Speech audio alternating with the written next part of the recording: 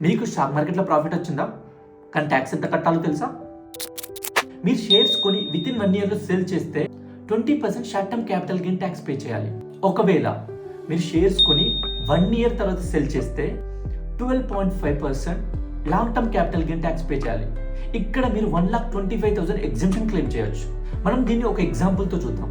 మీరు shares cell చేశారు, value వచ్చేసి 12 lakh, పర్చేస్ ప్రైస్ వచ్చేసి 5 lakh, మీకు ప్రాఫిట్ 7 lakh. కానీ మీకు ఎంటైర్ 7 lakh మీద ట్యాక్స్ పడదు. మీరు ఎల్టీసీజీ ఎగ్జంప్షన్ 1,25,000 క్లెయిమ్ చేసుకోవచ్చు.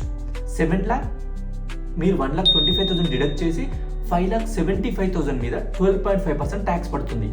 అంటే మీరు 71,875 రూపీస్ పే చేయాల్సి ఉంటుంది.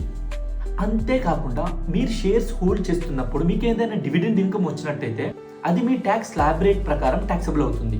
ఒకే కంపెనీ నుంచి మీకు 10,000 కంటే ఎక్కువ డివిడెండ్ ఇన్కమ్ వచ్చినట్టయితే ఆ కంపెనీ మీ ఇన్కమ్లో నుంచి 10% టీడీఎస్ డిడక్ట్ చేస్తుంది. దీన్ని మీరు మీ ఇన్కమ్ ట్యాక్స్ రిటర్న్ ఫైల్ చేసేటప్పుడు క్లెయిమ్ చేసుకోవచ్చు.